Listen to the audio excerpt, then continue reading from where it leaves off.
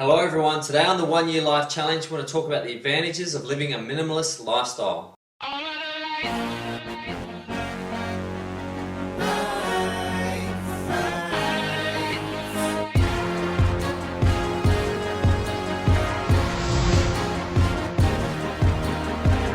Hello everyone, today I want to talk about minimalist living or living with less. And not living less, but living with less so you can live more. And it's an incredible topic, and it's really important to me because I used to be the opposite of a minimalist and I was unhappy. I had everything, and now I'm cutting things out of my life and becoming happier and happier all the time. So as always, I'm going to start with a quote. The things you own end up owning you. I'll repeat that again. The things you own end up owning you. Tyler Durden from that great film Fight Club. I mean, when people ask me what my favourite film is, I never say Fight Club, but I think it could be one of my favourite films. If you haven't seen it, go see it, because it's a great example of how we're all living a little crazy these days. And Brad Pitt and Edward Norton were great actors. So I believe that. The things you own, that you strive for, that you save for, that you get on finance, they end up owning you and they don't add any value to you. I mean, there's some things that are necessary, I agree, but I can tell you right now that you cannot embellish the beautiful, perfect you. And ask someone who loves you if they would find you better, if you had a better car or a better jacket. They wouldn't if they really loved you. And that just goes to show that your essence is far more spectacular than anything you can own. So I'm going to go through like 6 ways that you can find I said 6 ways, like I was like a 19-year-old college girl. So I will go through 6 ways on how to live a minimalist lifestyle, but I really want to start with my personal story. And I'm the opposite previously to someone who lived a minimalist lifestyle. I had backups of backups. I had 50 pairs of socks, 50 pairs of underwear, 30 pairs of shoes. You know, I wouldn't wear 80% of the clothes I owned, guaranteed. 80% of the clothes I owned wouldn't be used. I had a car, brand new. The brand new retail of my car was $240,000. It was a 7 Series limited edition special wheelbase 7 Series BMW with self-closing doors, everything, you know. And I remember it was the most magnificent car, beautiful car, loved it to death. But I don't think it was any more fun than the first car I ever learned to drive. But couldn't tell myself that after I forked out the money. I had to tell myself it was fantastic, it was so much better, and I knew I was just fibbing myself. And you know, it caused a little bit of pain because the upkeep on I remember getting it repaired. It was an $18,000 repair. But those things own you. And the Australian dollar's not bad for those in America and Canada. Probably think the Australian dollar's roughly at times similar to your currency, so it puts it into perspective, right?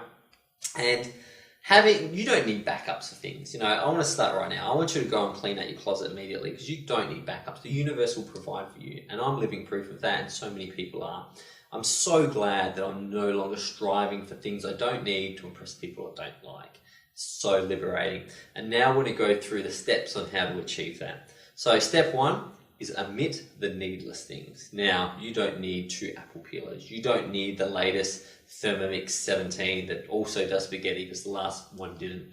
You just don't need those things. They create clutter, they cost money, they get in the way of the things that matter, like real relationships. The more and more you're online researching the things you don't need, the less time you're spending with family and loved ones. You need to omit the things you don't need. And it doesn't mean you need to omit everything. Yes, you need probably a couple of pairs of clothes and a couple of pairs of shoes, but just look at the stuff you don't need and start, really taking that out of your life. Identify the essentials. Now, this is key. Once you've got rid of the junk, there's still junk there. I know this. I think I've gone through a spring clean like 8 times because on the first time I've kept stuff that I wasn't sure about, and on the third time I threw that out because I definitely didn't need it. So what's necessary in your life? Yeah, you'll need a good pair of shoes, a good pair of clothes. You might need a suit. You might need some work stuff. But outside of that, really, just know what's essential. So when you start spending on money on things you don't need, you know you don't need them. What's essential to you? What would you need if you're going away for 2 weeks? What would you take with you? I can guarantee that's probably all you'll need all year in your normal life. Make everything count. Don't buy 2 rolls of toothpaste when you still have one that's half full. You don't need to continually have more and more of. Make what you have count. Wear those shoes until you need new ones. You know, if you do buy something that's an essential, buy something of good quality that's locally made. Yes, you know, make those things count, but don't buy unnecessary things, you know, that because of the brand names and designer brands like that. It will just take you further away from the journey to the authentic you. Fill your life with joy. Now, as you start not focusing on spending money and you know, buying new things and bringing new things, you have more time. I guarantee you have more time. Use that to do sports, ride your bike, free things, go to the beach, get into nature. Please, on this 1 year life transformation challenge, you need to get into nature, and you'll be able to do that because you'll no longer be at the pub buying expensive vodka and soda waters. So you replace that time with real beautiful time. Edit, edit, and edit. Living in a minimalist lifestyle is an evolution, and I'm going through that right now. I'm getting to the point where I'm now throwing out things that I thought I definitely needed 6 months ago, even though 6 months ago I would have considered myself on the path to minimalist. Continually edit your life and look at your resources. My favorite story is actually a story about Jesus, which interestingly for those people who are anti-Islamic is in the Quran. And Jesus, by the way, was mentioned more times in the Quran than in the Bible. So if you're a Christian who doesn't like Muslims, I've got some bad news for you. Check out the Quran because your mate's in it. However, that being put aside, the beautiful story about the amazing Jesus Christ of Nazareth, who was known in the Quran to have 3 items. He had a comb, a robe, and a dish for drinking water. And one day he went down to the river and he saw a poor homeless man. The poor homeless man was cupping his hands and drinking water. And Jesus went, I don't need this bowl. I can just do what he's doing. So he gave away his bowl. And as the man got up from the river, he started combing his hair with his fingers. And Jesus said, I don't need this comb. And he gave away his comb. Now, Jesus was a happy person, and people Jesus knew of his joy. And the Dalai Lama, for example, has a comb, bowl, and a robe as well. Interesting, isn't it? And he's happy as, you know, how many 80-year-old men do you see as happy as the Dalai Lama? So anyone who tells you things will get you happiness, no, it's been disproven for 2,500 years. So understand that you need to continually evolve on this path, and you can get rid of so much, even though you think that you've got down to the necessities. And finally, hold on loosely. You will have things in your life that you haven't necessarily gone out and bought. They might come into your life, great, cool things. That's fine. You know, if someone gives you a Ferrari, that's fine. I'm not saying throw it away.